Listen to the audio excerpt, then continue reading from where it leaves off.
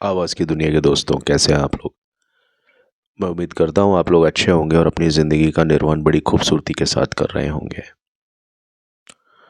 आज हम बात करेंगे सरोज खान और श्रीदेवी के बारे में। क्या आप जानते हैं सरोज खान और दिवंगत अभिनेत्री श्रीदेवी के बीच एक बार सार्वजनिक रूप से विवाद हुआ था। ऐसा क्यों हुआ था, क्या कारण रहा, आइए जानते हैं। हालांकि आज दोनों ही हमारे बीच में नहीं है, न तो कोरियोग्राफर सरोज खान हमारे बीच हैं, ना श्रीदेवी जी हमारे बीच हैं। तो दिवंगत और प्रसिद्ध कोरियोग्राफर सरोज खान अपने परफेक्शन और लोगों को अपने डांस के जो स्टेप्स होते थे उन पर झूमने के लिए मजबूर कर देने वाली कला के लिए भी जानी जाती हैं या जानी जाती थीं। हालांकि यह भी कहा जाता है कि वो थोड़ी सी तेज तर्रार स्वभाव की हुआ करती थी। ये जितने भी लोग उनके साथ काम करते थे, ये जानकारी उन्हीं लोगों की तरफ से है कि वो थोड़ी सी स्ट्रिक्ट हुआ करती थी। तो एक बार इनका झगड़ा अभिनेत्री श्रीदेवी के साथ में हुआ था। जी हाँ, बिल्कुल सही बात यह है कि यह घटना 1990 की है, जब उनके मतभेद श्रीदेवी के साथ में जो थे वो चर्चा का विषय बन गए थे।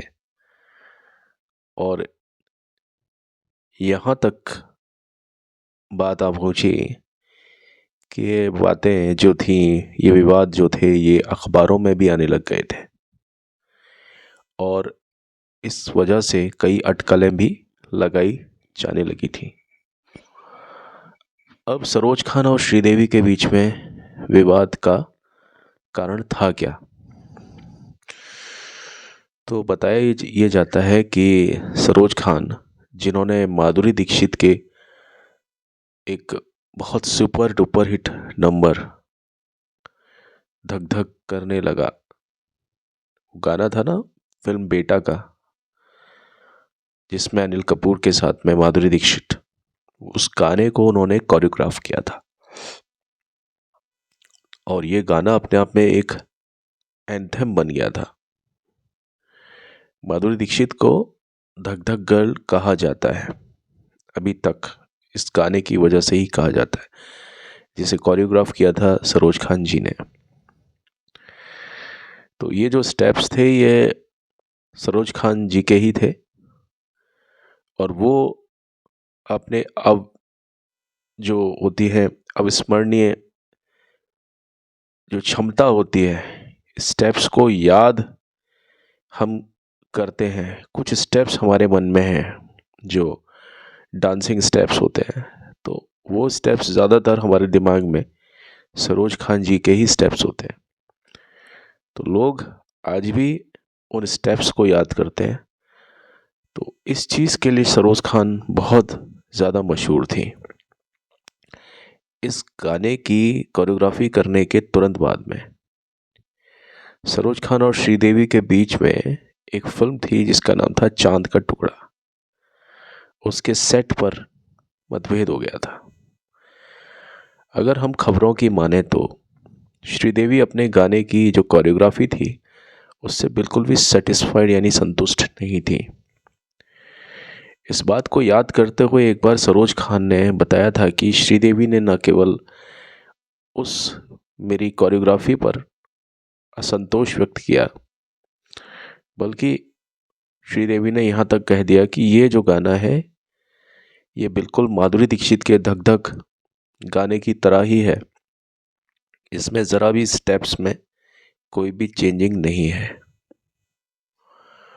तो सरोज खान ने बताया कि शायद श्रीदेवी ने माधुरी दीक्षित के जो धक धक गाने का फुटेज कहीं देख लिया होगा और वो फिल्म तब तक शायद लगी नहीं थी, लेकिन उससे पहले ही श्रीदेवी ने उस गाने का फुटेज कहीं देख लिया था, ऐसा सरोज खान बताती हैं। और उन्होंने कहा कि मैं उनके गानों पर वैसा ही समर्पण नहीं दिखा रही हूँ जैसा कि माधुरी दीक्षित के गाने पर मैंने दिखाया था, यानी ये कहना था सरोज खान का। तो सरोज खान ने उन्हें जवाब दिया कि चांद का टुकड़ा का जो संगीत है वो कमज़ोर है, वो संगीत प्रधान फिल्म नहीं थी। जैसे कि आपने देखा होगा फिल्म बेटा में जो गाना था ये धक धक, ये टोटल संगीत प्रधान गाना था। लेकिन जहाँ तक फिल्म चांद का टुकड़ा की बात है, उसका जो म्यूज़िक है वो उतना ज़्यादा मतलब प्रभावशाली नहीं था। तो अगर संगीत कमज़ोर है तो सरोज खान का ये कहना था कि मैं इसके लिए शानदार स्टेप्स नहीं बना सकती थी, क्योंकि उसमें वो बीट पैटर्न नहीं था जो कि बेटा के जो गाना था धक धक, उसमें वो बीट पैटर्न था। तो सरोज खान ने श्रीदेवी से कह दिया कि अगर सरोज खान को श्रीदेवी पर भरोसा नहीं है, मतलब अगर श्रीदेवी को सरोज खान पर भरोसा नहीं है तो सरोज खान कभी भी, यानी 1 साल तक कम से कम श्रीदेवी के साथ काम नहीं करेंगे। तो ऐसा हुआ भी कि थोड़े समय के लिए दोनों ने इस बात के अपने फैसले पर वो दोनों अडिग रहे। सरोज खान ने अपनी बात पर बिल्कुल कायम रह करके इस बात को अपना वचन निभाया। हालांकि श्रीदेवी ने इस मुद्दे पर, इस विवाद पर जो अपना पक्ष रखा वो बिल्कुल अलग था। तो श्रीदेवी ने इस घटना को लेकर एक अलग ही व्यू पॉइंट प्रस्तुत किया। एक साक्षात्कार के अंतर्गत दिवंगत अभिनेत्री श्रीदेवी ने कहा कि इस विवाद की जो शुरुआत है वो निर्देशक सावन कुमार टोंक और सरोज खान, इन दोनों के बीच कुछ मनमुटाव हुआ था, उसके कारण ऐसा हुआ था। मेरा यानी श्रीदेवी का इस मुद्दे से कोई भी लेना देना नहीं था। बकौल श्रीदेवी, सरोज खान की जो नाराज़गी थी वो सावन कुमार जी से थी, और मुझे यानी श्रीदेवी को नहीं पता कि सावन कुमार ने इसका सारा गुस्सा मेरे पर यानी श्रीदेवी पर क्यों निकाला। श्रीदेवी ने आगे कहा कि अगर सरोज खान कहती है कि मैं उनके डांस के बिना कुछ नहीं हूँ और उन्होंने ही मुझे बनाया है, तो मैं बल्कि उनके प्रति बहुत ज़्यादा आभारी हूँ। सरोज खान और श्रीदेवी दोनों ही भारतीय सिनेमा में अपने अद्भुत योगदान के लिए सराही जाती हैं। जहाँ श्रीदेवी ने अपनी बहुमुखी अभिनय क्षमता से दर्शकों को मंत्रमुग्ध किया, वहीं सरोज खान ने अपने यादगार डांस कोरियोग्राफी के लिए अपने गानों में जान डाल दी। उनके बीच का ये एक छोटा सा विवाद था जो उनकी विरासत को कभी भी ढक नहीं सकता था, क्योंकि उनकी विरासत बहुत बड़ी थी। हालांकि दोनों ही जो थी वो पर्सनालिटी अपने अपने फील्ड में टॉप पर थी। दोनों ने अपने अपने क्षेत्रों में बेमिसाल सफलता अर्जित की थी। ये था किस्सा सरोज खान और श्रीदेवी के बीच में एक विवाद जो कि 1990 की शुरुआत में हुआ था, उसके बारे में। आज वो हमारे बीच नहीं है, लेकिन आज भी जब हम उनके डांस स्टेप्स देखते हैं, अब चाहे वो डांस स्टेप्स कोई भी करते हैं, चाहे वो श्रीदेवी करें, चाहे वो माधुरी दीक्षित करें, चाहे ऐश्वर्या राय करें, यानी कहने का मतलब है कि उन्होंने अपना जो योगदान है वो फिल्म इंडस्ट्री में आज की ही बात नहीं है, बहुत पुराना, करीब 40 साल से वो इस इंडस्ट्री में सक्रिय हैं। और जितने भी फेमस स्टेप्स हम जानते हैं कुछ अलग हट कर, वो सरोज खान की बदौलत ही हैं।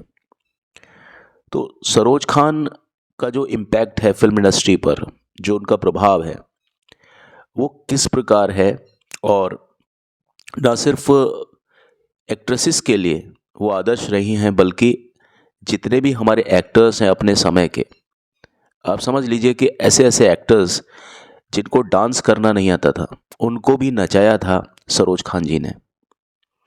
अगर हम उदाहरण लें चालबाज में सनी देओल का, या अगर हम बात करें संजय दत्त के बारे में, जिन्हें डांस करने से परहेज है या उनको डांस करने में थोड़ी हिचकिचाहट होती है या स्टेप्स वैसे नहीं आते हैं, लेकिन जब भी कभी सरोज खान ने अपनी सेवाएं इन एक्टर्स के लिए दी, उन्होंने इस तरह से उन्हें तैयार किया कि हम सिर्फ यही कह सकते हैं कि सरोज खान जो हैं वो अपने हुनर में, अपने मार्गदर्शन में बहुत ज़्यादा आगे हैं। देखिए साहब, किसी को कोई चीज़, किसी को किसी कौशल के बारे में जानकारी हो, वो उसका एक्सपर्ट हो, वो एक अलग बात है, लेकिन उस कौशल को सिखाना, वो भी बहुत कम समय में। तो इस चीज़ के लिए सरोज खान का जो रिकॉर्ड था वो अपने आप में एक अलग ही एक महानता रखता है। आप किसी भी एक्टर या एक्ट्रेसेस, खास तौर पर जब तक वो सक्रिय थीं, और बेस्ट जो डांसर्स होते थे वो उसी समय के थे जहाँ पर डांसिंग नंबर्स हुआ करते थे, जो ताल पर जो बातें हुआ करती थीं। 80s और 90s के दौर की मैं बात कर रहा हूँ। तो ये जो पूरा समय था, ये सरोज खान के नाम पर लिखा गया समय था।